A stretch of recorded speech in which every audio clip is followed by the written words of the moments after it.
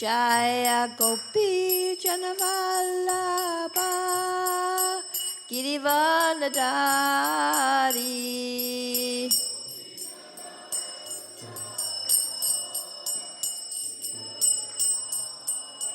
Jaya Gopi Janavallabha Girivanadari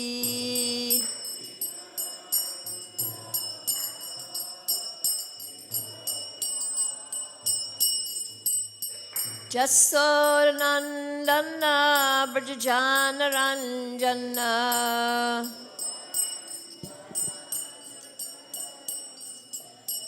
Jasodanandana Brajajanaranjana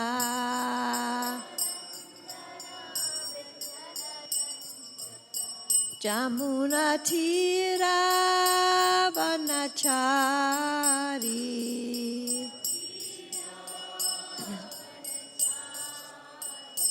Jamuna Tira Vanachari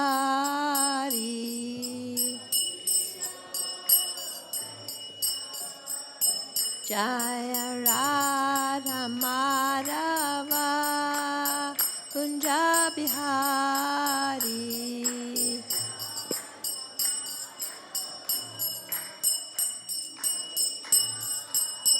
Jaya Radha Madhava Kunja Bihari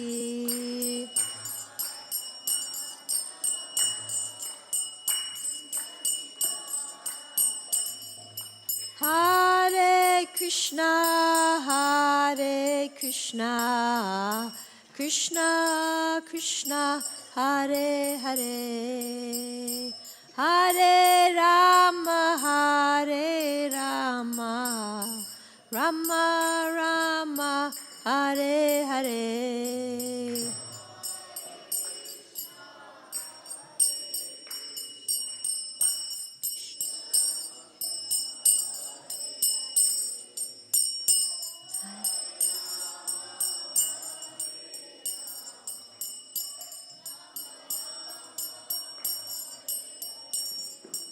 Hare Krishna, Hare Krishna, Krishna Krishna, Hare Hare, Hare Rama, Hare Rama, Rama Rama, Hare Hare.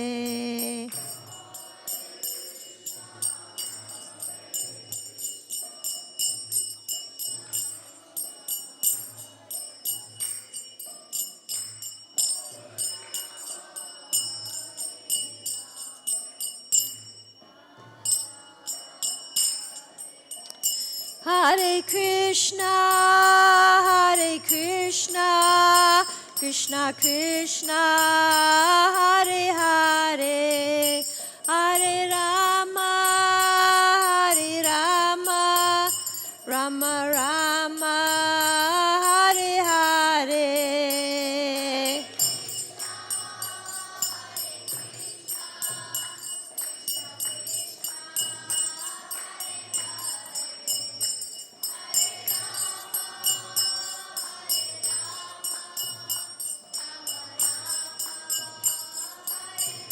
Jaya Jaya Prabhupada, Prabhupada, Prabhupada, Jaya Srila Prabhupada.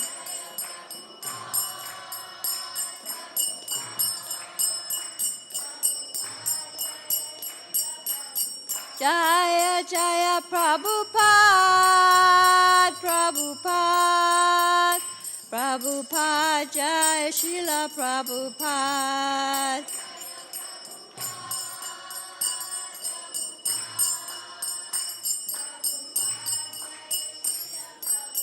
Jaya Jaya Gurudev, Gurudev, Gurudev, Jaya Jaya Gurudev.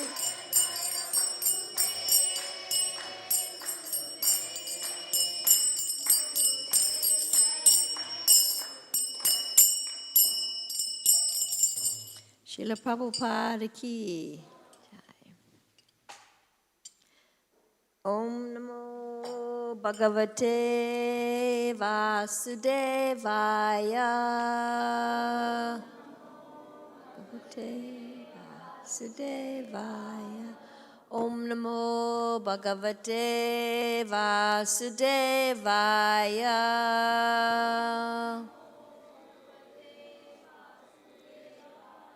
Om Namo Bhagavate Vasudevaya. Bhagavate Vasudevaya. So we're reading from the Srimad Bhagavatam.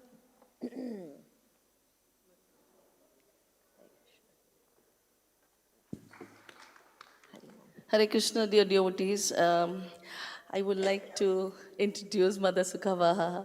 We are so fortunate to have her today. Mother 𝗂𝐶𝐺𝑒𝐵 was born and raised a Protestant minister's daughter. Inspired by her father, she graduated with a bachelor's degree in social welfare from Penn State University. At the age of 21, in 1975, she accepted initiation from His Divine Grace A.C. Bhaktivedanta Swami Prabhupada, who gave her the name 𝗂𝐶𝐺𝑒𝐵 Devidasi. With her counseling skills coupled with spiritual knowledge, she was ordained an interfaith minister in January of 1992. She has been involved in a number of social welfare projects in India, including the Barsana Eye Camp and the Spiritual Care Department of Bhaktivedanta Hospital in Mumbai. She regularly leads discussions to various devotee communities on compassionate communication, emotional healing, and relationship, as well as conducting numerous seminars and workshops. She has written 4 books: Finding the Gap, Some Truth About the Lies We Tell Ourselves and the Mind and False Ego. And the second book, Entering the Gap, More Truths About the Lies We Tell Ourselves. And the third book is Revealing the Heart. And the fourth book, What to Do About You. That's about her own life. So I'm very, very honored to personally know Mataji for the past 20 years. I had been for my first Barsana Eye Camp and I met her there. Very childlike, very enthusiastic, very disciplined. And over the years in US, I am in being a part of a New Vrindavan community. We could associate with her. So I'm very, very happy that we are going to get to hear from her. And let's all welcome her by chanting once the holy name. Hare Krishna, Hare Krishna, Krishna Krishna, Hare Hare. Hare Ram, Ram Ram, Hare Hare. Thank you very much. Thank you, Mother 𝗂𝐶𝐺𝑒𝐵. I didn't expect that. Back to Srimad Bhagavatam. We're reading from Canto 7, Chapter 13, entitled The Behavior of a Perfect Person. And we're on text number 10. Avyakta lingo vyaktarto masyun mata balavat kavir mukavad atmanam sadristya darshayan nirnan avyakta lingo vyaktarto manasyan matabalavat kavir mukavad atmanam sadristya darshayan rinam avyakta lingo vyaktarto manisyun matabalavat kavir mukavad atmanam sadristya darshayan rinam.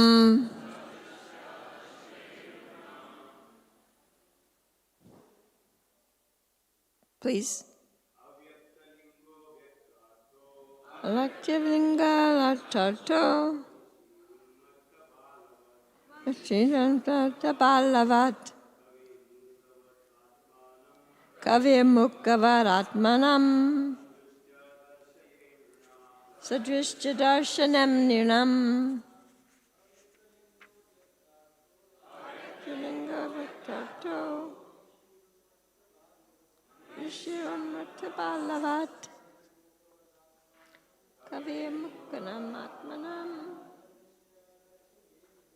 Sadrishya Darshayanimam. Ladies. Praktalingo Vyaktato. Manishyanattadalavat. Kavyamukavaratmanam. Darshayanimam. Tilingo Vyaktato.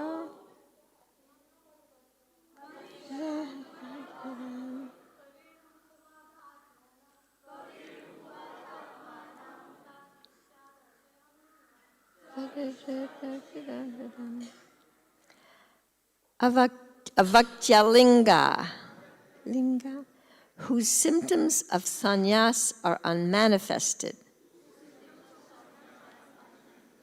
Vyakta artaha, whose purpose is manifested.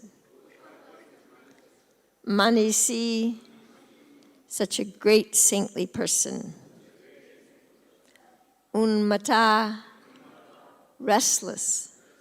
Balavat, like a boy. Kavihi, a great poet or orator. Mukhavat, like a dumb man. Atmanam, himself. Saha, he. Dristya, by example. Darshayat, should present. Nirnam, to human society. Translation and purport by His Divine Grace, A.C. Bhaktivedanta Swami Srila Prabhupada. Although a saintly person, you can repeat, may not expose himself to the vision of human society, by his behavior, his purpose is disclosed. To human society, he should present himself like a restless child. And although he is the greatest thoughtful orator, he should present himself like a dumb man. Purport. A great personality, very much advanced in Krishna consciousness, may not expose himself by the signs of a sannyasi. To cover himself, he may live like a restless child or a dumb person, although he is the greatest orator or poet. I'll read the translation one more time. Although a saintly person may not expose himself to the vision of human society, by his behavior, his purpose is disclosed. To human society, he should present himself like a restless child, and although he is the greatest thoughtful orator, he should present himself like a dumb man. Om Jnana Timrandasya Gina Gina Shalakaya Chakshur Militam Yena Tasmai Shri Gurave Namaha. Nama Om Vishnupadaya Krishna Prastaya Bhutale Srimate Bhaktivedanta Swaminiti Namine Namaste Sarasvati Deve Gauravani Pracharine Nirvishesha Shunyavadi Paschachadeshatarne. Jai Shri Krishna Chaitanya Prabhu Nityananda Shri Advaita Gadadhar Shivasadi Gaur Bhaktivinda. Hare Krishna, Krishna Krishna, Hare Hare, Hare Rama, Rama Rama, Hare Hare. Dear Srila Prabhupada, although I was born in the darkness of ignorance, you are kindly and continually opening my eyes with the torchlight of your knowledge. I kindly offer my respectful obeisances unto you again and again. I pray that you may be here with us in this assembly, Srila Prabhupada, and please help us to speak something that is relevant and practical in the lives of these devotees. And I pray that all of you may assist me by attentively hearing and making comments on what I am about to say. Jai Srila Prabhupada. So, in this verse, we're talking about the behavior of a perfect person or a saintly person. And here it says that sometimes a saintly person doesn't dress as a sannyas. From this, we might be a little curious, and I know it's going to be explained more in the verses to follow. What is the purpose of someone covering their saintliness? So, there could be many reasons. Ghor-Kishore Das Babaji sat by a latrine to chant because he really didn't want to be disturbed by materialistic people coming and, oh, sadhu, sadhu, sadhu, please bless me, bless me. If someone were serious enough, they would sit with him by the latrine. And if you pass by, I don't know, the ladies' room here, it's not the most pleasant aroma. But he sat there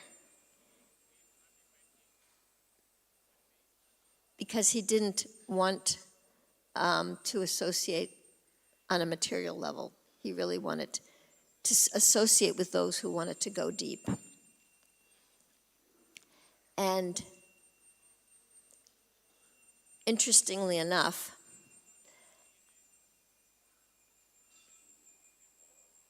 there could be many, many, many saintly persons in our assembly that we may not even know. There's the story of, one of my favorite stories, of the Brahmin and the cobbler. And the Brahmin was a Pukka Brahmin. He knew how to do all the mantras and the proper intonations and the exact, proper, perfect mudras. And he rose early in the morning and he chanted and he did everything just the way it was supposed to be done. And so when Narada Muni came by, the Brahmin said, oh, Narada Muni, you're going to see Narayan. Please, when you're there, please ask Narayan when I will be coming back. When I will be coming back. And Narada Muni agreed. And then he went on his way and he met a cobbler. And the cobbler said, oh, obeisances, Narada Muni, so nice to see you. I heard that you're going to see Lord Narayan. Please, if you would, please ask the Lord when I might be able to see him face to face. And Narada Muni agreed, and he went to see Narayan. And Narayan said, well, the Brahmin will have to wait 3 lifetimes, and the cobbler will be coming back this lifetime. And so Narada Muni was a little puzzled. He didn't quite understand. So he kind of inquired. And the Lord said, when they ask you what I was doing, you tell them I was threading an elephant through the eye of a needle. And then you'll understand. So he came back, Narada Muni came back, and he went to the Brahmana. And the Brahmana said, oh, you saw Narayan? What did Narayan say? And Narada Muni said, well, he said that it would be 3 more lifetimes till you would come back. What? What? Did you really see Narayan? Tell me, what was he doing when you went?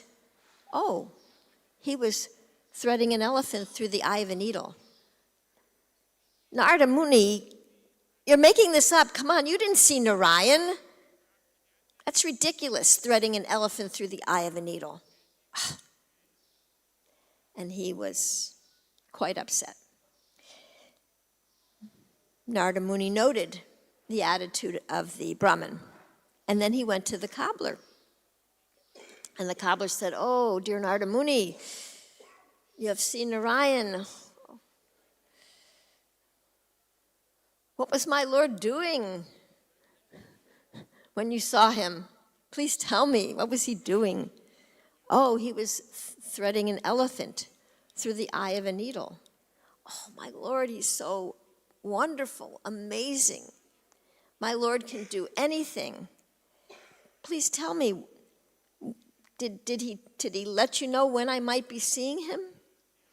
And he said, yes, he said you will be coming to see him just after this lifetime. And the cobbler was almost incredulous, but amazingly grateful. Oh, thank you so much. Thank you. So, who was the saintly person in this story?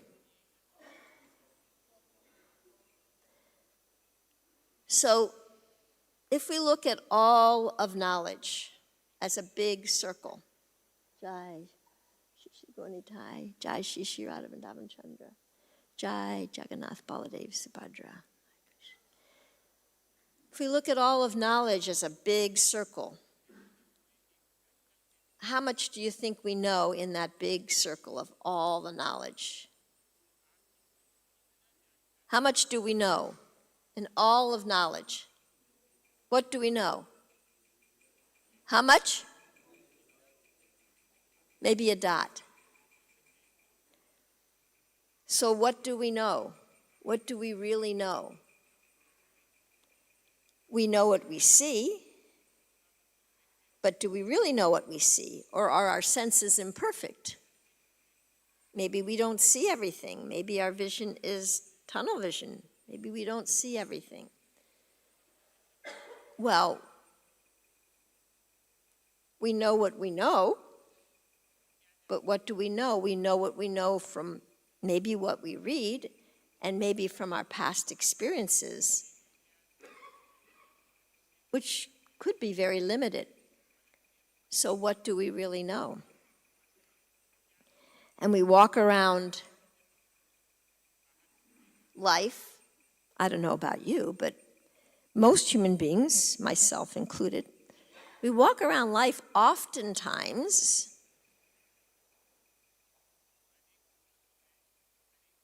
unconsciously passing judgment on one another. Oh, look at that, and look at that, and look at that, and look at this.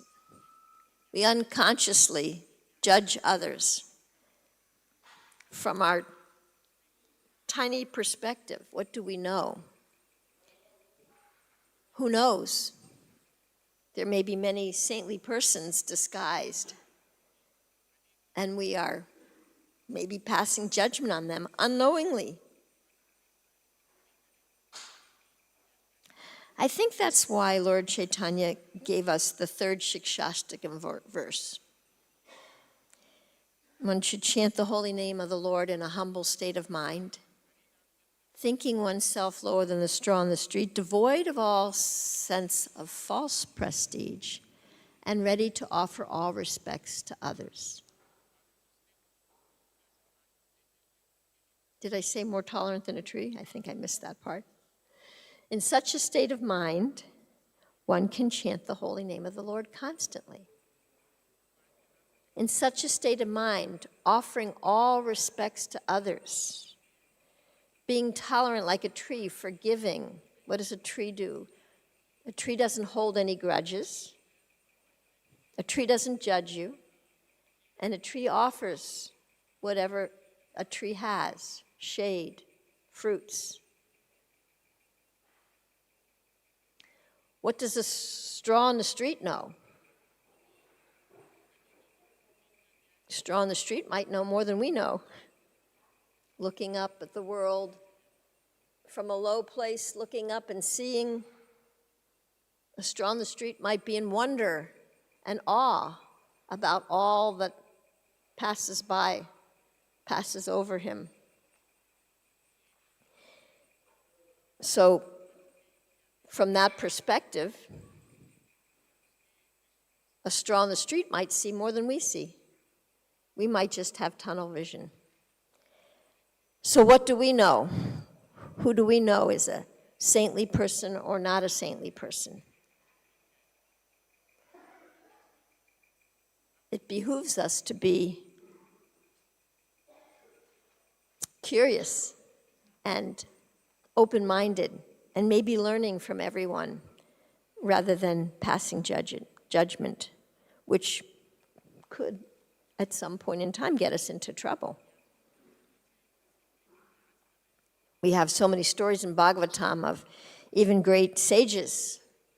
Durvasa Muni often cursed, passed judgment and cursed. And one time he cursed Ambarish Maharaj. And then he was chased around by the Sudarshan Chakra. So many stories. Shringi, who cursed Maharaj Parikshit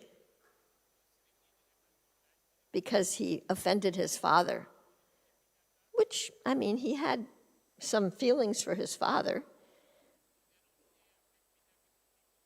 So often we just do things unconsciously and we don't really pay attention. It behooves us to pay attention. And now I'd like to say something else. Believe it or not, there is a saintly soul inside each and every one of us. There is a saintly soul inside each and every one of us. Krishna made us perfect, whole, and complete. And we are a part and parcel of the perfect, whole, and complete Krishna. And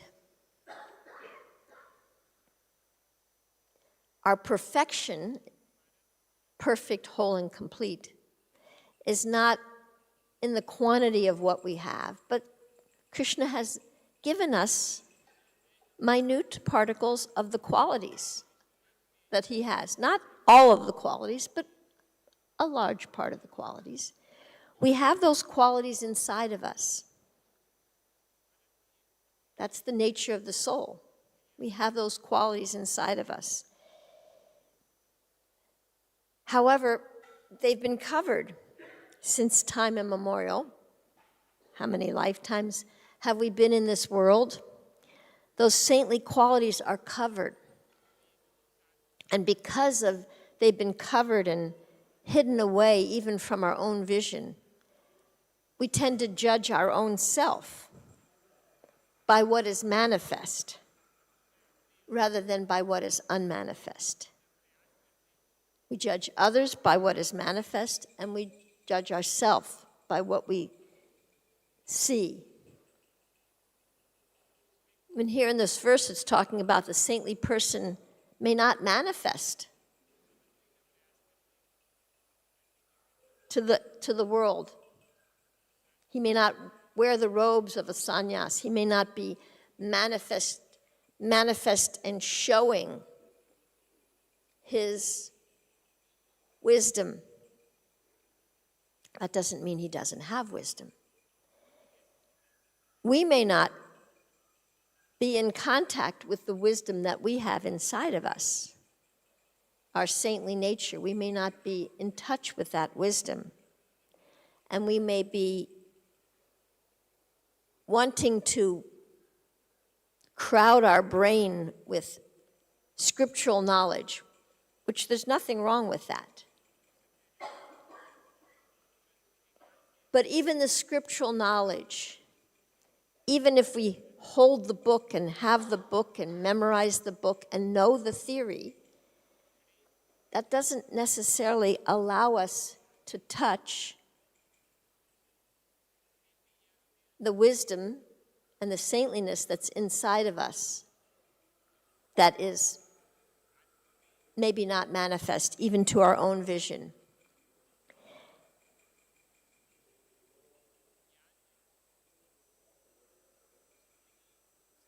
Sometimes we judge ourselves very harshly.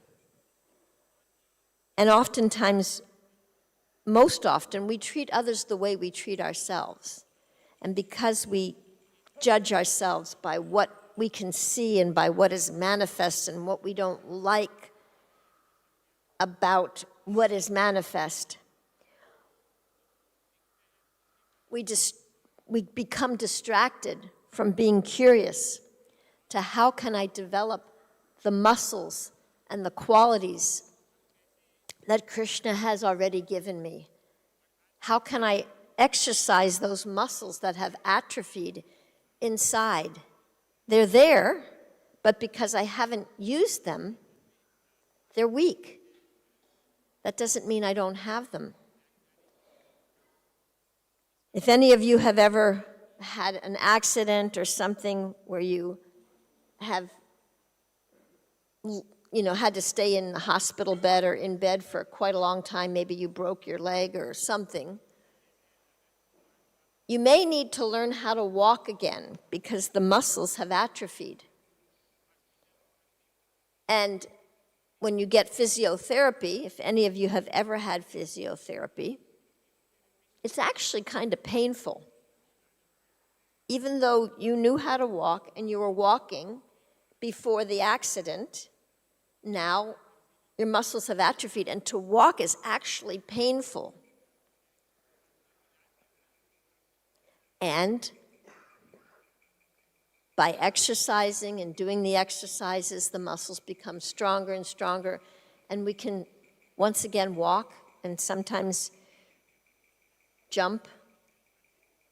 We can regain those muscles. Since the qualities inside of us given to us by Krishna as a soul, those are eternal qualities he's given us. He's given us every chance to recoup those muscles. Even though maybe our physical muscles may not be able to be recouped, our spiritual muscles can always be recouped. Always, always. It's never, ever, ever, ever too late. Krishna gives us chance after chance after chance. So how can we recoup those muscles? By practicing, by exercising those muscles. By being curious, how can I exercise that muscle? What could I do? What quality could I practice today that would help me to develop that muscle?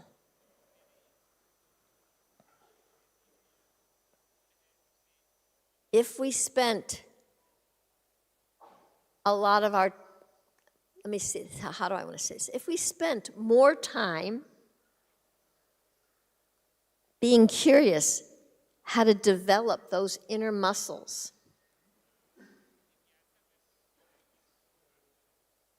how to be curious, Krishna, please help me to develop these muscles. I need you.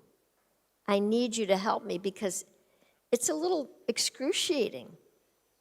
And I get discouraged really easily when I see I can't exercise. And I feel frustrated when I make mistakes or when I see things I see things through judgment. Please, Krishna, help me to stay encouraged. Help me to stay in this process day after day, month after month, year after year, decade after decade, and even if it takes lifetimes.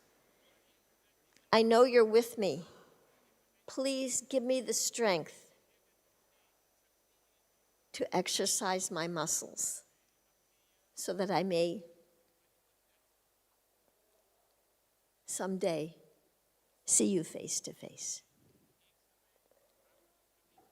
So how can we empower that saintly part of us? What can we do to empower that saintly part of us that's unmanifest at this point?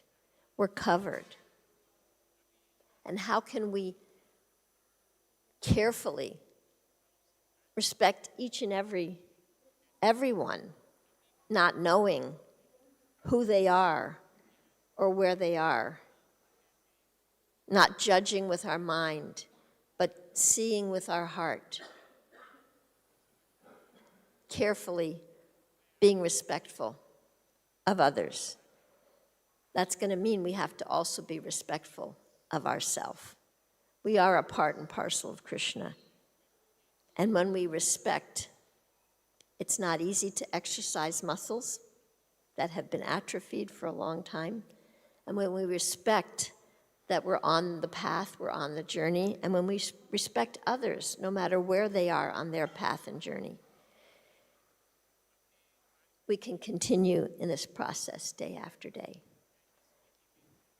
So I'd like to open up the class to discussion or questions or comments or corrections. I'd like to hear from some of you what you heard or what you felt. I'm sorry. Can somebody call on people, because I can't see hands from where I am. Can somebody give the mic to, maybe there's no questions. Okay, thank you, I can't see. Is there a mic?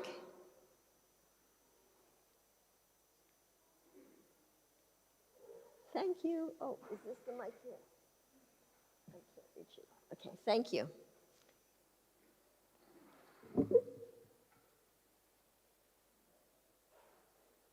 Hare Krishna. Hare Krishna, Mataji. Thank you very much, Mataji, for telling about curiosity, how we have to see inside, beyond all the external clothes. And so, regarding this verse, I was thinking that this is mostly about Ghoshti Anandi, not Bhajananandi, where a person is the traditional sannyas system. In ISKCON, Prabhupada introduced that for preaching sake, we have to conduct Vyas Pujas, we have to accept, because Bhaktisiddhanta Saraswati Thakur says that if you have, if a woman has come to the stage for dancing, then why she has to cover her veil? She has to open. So in that sense, when you are preaching, then you have to, expose yourself, allow others to worship you, etc. So in that sense, I just wanted to, because you were telling about curiosity, introspection, so it can be applicable to even growing sadhakas also, just asking. It can be applicable to what? Even to the growing sadhakas also, that once they become senior, then people respect them. So same thing about sannyas, accepting respect, etc. While accepting, sometimes, because then if it enters into the ego or head, then it may cause problem, because others will respect them as pure devotees, and I will also accept myself as pure, and after some years something happens, and then they say he is no more pure. Sorry. What happened? How did that happen? And so can you explain this, how one should be grounded with respect in terms of... Grounded, that's a good word. I don't usually use the word humility, but actually the word humility comes from the root word hummus. Varshana Maharaj talks about hummus. The hummus is the earth. Hummus is like the earth. So how do we remain grounded? How do we remain like a straw in the street? Grounded, like a straw in the street is grounded, a piece of grass. Grounded, rooted, deeply rooted. I think introspection helps a lot with staying grounded. Because when we really introspect and we really are honest to ourselves about all the crazy things we're thinking, or even maybe something that we did or said, when we're self-reflective, it can keep us pretty humble, because as a conditioned soul, we do make mistakes, and our senses are imperfect. And we do have a tendency to be illusioned. And we have a tendency to cheat. So who do we cheat? We cheat ourselves a lot. So there's a difference between perfection and between being perfect and being pure. Pure is from the inside. Pure is our nature. So we want to see and look and really introspect what aspects of me need cleansing, like the 𝐒𝐫𝐢𝐸𝐵 temple. What aspects of me, could I work on? How can I exercise the muscles that may have me put down the aspects of myself that aren't really me, but that I've somehow come to be attached to? My conception, my perception, my conception of who I think I am, not my physical body, but maybe my subtle body, who I think I am, how can I put that down and start practicing? Well, first of all, I have to recognize that I'm holding. What am I holding? What am I holding on to? Who do I think I am? I don't know who I am. I don't really know who I am. I don't know who all of you are. So if we can really be in that space, what do I know? What do I really know? Do I know if I'm going to make it through the end of the day? Do I know if I'm going to get sick? Do I know if I'm going to trip in the street? Do I know? Do I really know? Do I know what Krishna has in store for me? Now, we can take on this introspection, we can take it on voluntarily, and even if we don't, Krishna's so kind. He's so kind. He will trip us up to bring us down to the ground. Krishna's so kind, he made this material world very limited. I used to really be upset with Krishna. Why did you make it so limited? The soul is unlimited. Why did you make this world so limited? It feels so constraining. Well, if he didn't make a limit, a rock bottom, we would endlessly degrade ourselves beyond the hellish planets. We would just keep going down. But he made a rock bottom where we hit it and we're like, okay, I can't take this anymore. This is enough. There's got to be something besides this hell I'm in. He also makes a limit at the top. We can only puff ourselves up so much until we become so arrogant that nobody likes us. Everybody's afraid of us. They might do what we say. We might think we're powerful, but nobody likes us, and we feel alone. And then we might fall back down and come down to the ground. We don't have to wait till those things happen. We don't have to wait till we hit rock bottom. We don't have to wait till we hit the top of arrogance. We don't have to wait. We can work now to introspect, to reflect. What is it there I still need to work on? I think this is what the story of the 𝐒𝐫𝐢𝐸𝐵 temple is really illustrating, because Lord Chaitanya cleans it, and they clean it again and again and again and again and again. And the example of the gardener, you know, when you water the plants grow, but the weeds also grow. And a gardener has to be attentive and continually pull out those little weeds, otherwise they take over. But if we're too busy to weed the garden, any gardener knows, oh my gosh, it only takes one season of sun and water. Why didn't I pick that weed when it was small? I don't know if I answered your question or not. Is that okay? Okay. Let's have some more questions, and then see if the ladies have. We'll take that question, then if any of the ladies have questions. Maybe ladies first, or? I can't see if anybody has their hand up. Okay, thank you. Thank you for being a gentleman. Gentleman, thank you so much. I like that. Go ahead. So, Hare Krishna. The inward journey, I want to know how do people start, because sometimes Matajis are so caught up with what's happening outside. Yeah. Even if I were to tell them hundreds of times, I just have to listen for years. And even if I open my mouth, look inside, they don't know what's inside. They are lost. It's not just Matajis. Okay, I deal with Matajis. It's everybody. Yeah, We're all too busy. Yeah. We're all too busy. Yeah. With me too. So sometimes it's difficult to, direct inside ourselves. Each person has their own individual journey, and everybody gets where they are is part of their journey.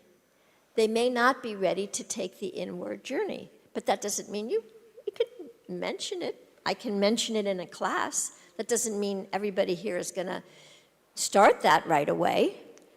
But, we can share what I've learned by taking an inward journey. The first step in taking the inward journey is seeing how much am I doing out here that sucks all my time and energy that I don't have time to do the inward journey. And sometimes at some points in our life, some stages of our life, we really don't have the time. Something's going on, we've got too much going on, we don't have the time. So people, the first thing is to start slowing down a little bit. Now, if you've got 3 kids running around, you're not going to be slowing down. If you've got 10 programs and 20 outreach things going on, you can't just go to the forest and leave everything. So those aspects of running around, taking care of things, those are part of the process to make us understand that there's a lot going on out here. However, there's a lot going on in here too. And if I can somehow carve out some time to reflect, to journal, to write, even if it's 5 minutes in the morning writing 3 gratitudes, something really simple. Start simple. Don't go to the gym and try to lift 100 pounds, you'll hurt yourself. Start simple, okay? Journal, 3 gratitudes in the morning. That's enough. Okay, now the gentleman gets to speak. Thank you, thank you. What's that? Call me gentleman, but these people know who am I. But I am seeing inside, and that wise gentleman. Yeah, especially in Bhagavatam class, I am not so gentle. Many devotees say like that. So. That's okay, so I'm ready for it. No, You don't have to be gentle I with can't me. do that. I can't do that. Okay, go I ahead. am completely melted by hearing you. 3-day seminar. So, first of all, I want to thank Sriman 𝗬𝗵𝘃𝗵 for his brilliant question, which was very profound question. Thank you, Prabhu. Yes. And of course, your answer also. My question is, first of all, I want to thank you. Made a statement that we don't know how many saintly people are around us.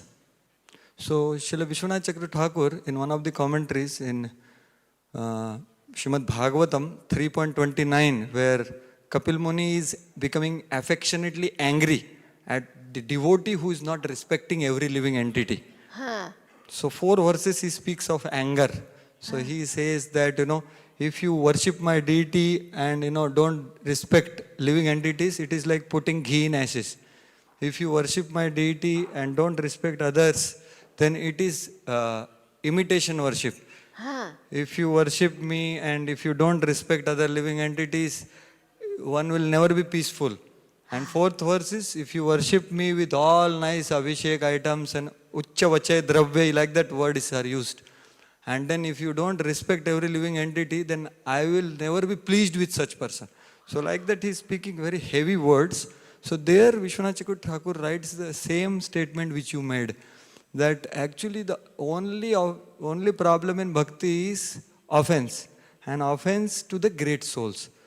So there are many great souls, but very rarely great souls are there, but many exist, like that he says. Yes. So that's what you said, that we don't know who is who. know.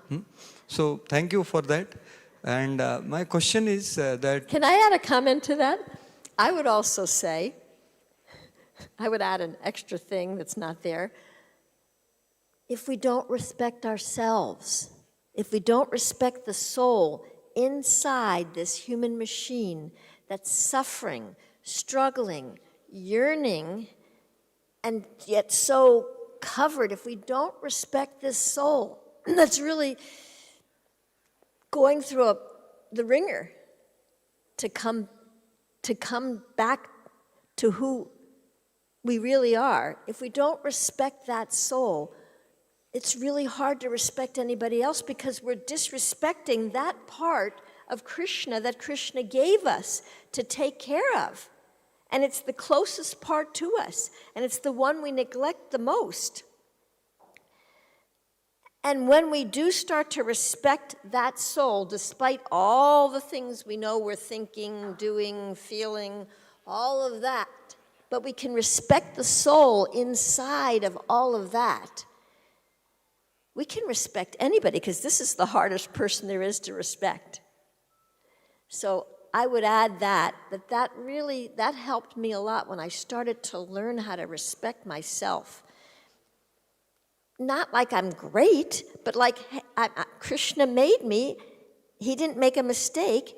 How can I care for this gift that Krishna gave me? He made me. How can I take care of that? So anyway, that was my addition. So please ask your question. Thank you. Addition, as you said yesterday also, that same statement which you made yesterday also, that if we cannot love ourselves, then we cannot love anyone in this world. And So how are we going to get love of God? Yeah, so same thing. Thank you so Yeah, much for yeah. your comment. My question is that since few years back, around 2015 or for 16, I was awarded this dress, this Oh, yes. kind of Yes, color, which the is very saffron, difficult. yes. And I was wondering, I was the same person, but devotees are differently dealing with me now. So most of the world is, including myself, is quite external. Right? And it's good because the culture is there, so it becomes protective for me. That okay, Yes. something different I have over now. So I have to be more careful, etc. Yes. So in the same lines, that the one thing is dress and the appearance. Yes. Other external is the post positions, Yes. which like, I am a GBC, I am a sannyasi, I am a TMC, I am a temple president, I am a HOD, I am a COM, I am a teacher, All those or bodies. Brahmana, Vaishya, Yeah, Shudra, whatever. 4. These are all externals, They are. and they are required in the society to function as Yes. well. Yes. So Structure.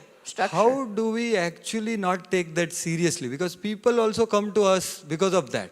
They don't know who we are, but they see what is my post or what is my dress. Color. And they come, Prabhu, can you tell me you are pure devotee? Hare, you said what you are saying. But anyway, I will talk something.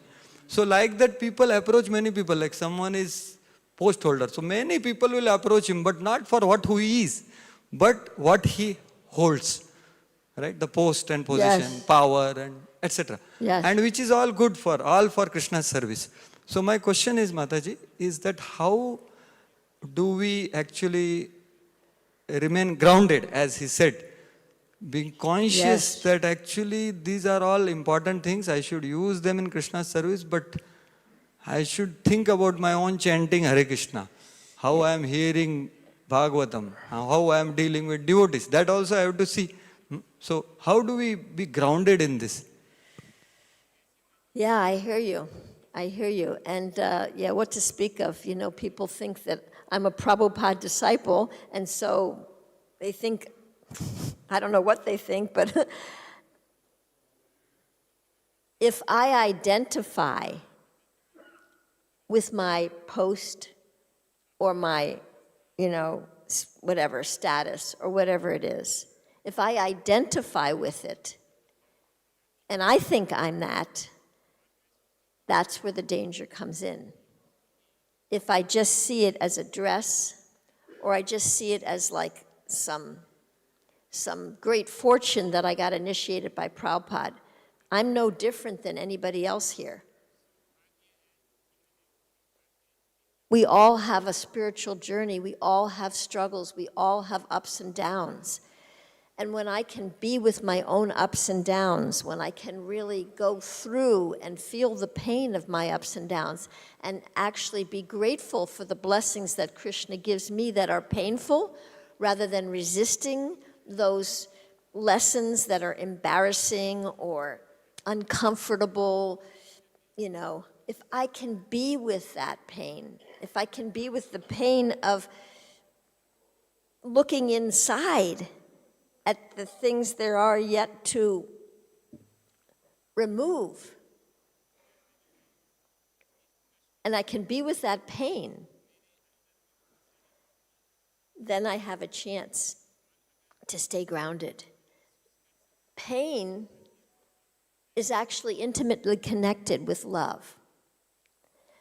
So the gopis love Krishna, right? No doubt about it. They love Krishna, right? And yet Krishna left them, right? He left them. And then they were in a puddle of grief. That grief, that pain, kept them grounded. Kept them grounded. And that meeting and that separation keeps everybody grounded. That, no, I have Krishna, this is my Krishna. Now, devotees may think that way in the spiritual world, but yet there's a groundedness. They're grounded, and if they're not, Krishna will leave. And then they get grounded again, that they can't take Krishna for granted.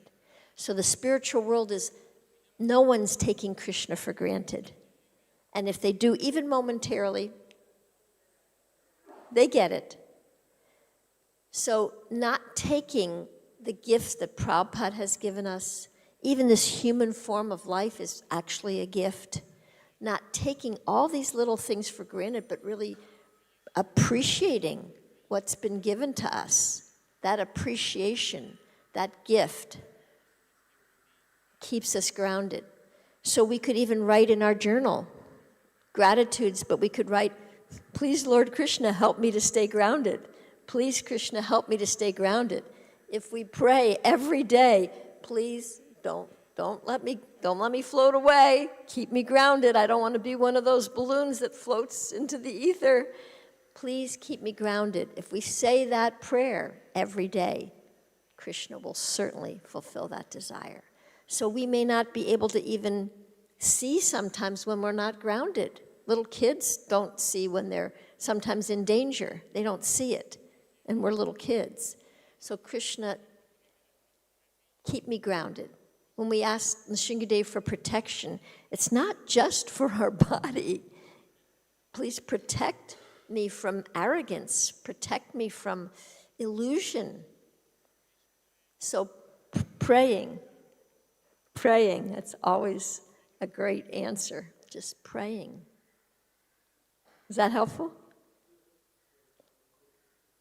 One more clarification, okay, if I can ask. Please. Just maybe 2 minutes are there. So actually, one thing is to accept the pain and be grateful and look at it. Look at it. Our challenges are there in that is that I am helping people to be grounded. I am already grounded and I am preaching, and I am not talking about anyone else. I am teacher and I feel that, so I am also grounded and I am sufficiently busy to address the pain. So many things are there to be done for Krishna, for Guru. So there is a tendency to not look at that. Yeah. So that's the challenge which I am facing. Yep. ongoingly. And you can see, how is it that the great souls can pray, I'm lower than the worm in stool? How can they pray that? Because they realize, I'm not Krishna. They realize their insignificance, not as low self-esteem, not as I'm worthless piece of dirt, but I'm so tiny. What do I know? What do I see? Krishna, you're doing so many things simultaneously. What do I really know? They have that understanding deep in their heart. And it's so they're curious. It's like, okay, Krishna. So keeping ourselves grounded, taking the time to not take life for granted, not to take the gifts we've been given for granted, not to take Krishna for granted, not to take anyone for granted. It's just a practice. We have to keep practicing. I think class is over. What time is class over? 9? 9:10? So it's over, right? Thank you all for your time, your attention, your questions. Thank you for being on this journey of a soul aspiring to find our true self, to remove the layers. Thank you for staying on the path. All glories to Srimad Bhagavatam, all glories to Srila Prabhupada, and all glories to the assembled devotees. Vanchakalpatubhyascha, kripa sindhubhyevacha, patitanam pavanebhyo, vaishnavebhyo namo namaha. If anybody has any questions, I'll be here after class, and there are some books that I've written if anybody wants to purchase one. Thank you. Hare Krishna. Hare Bol.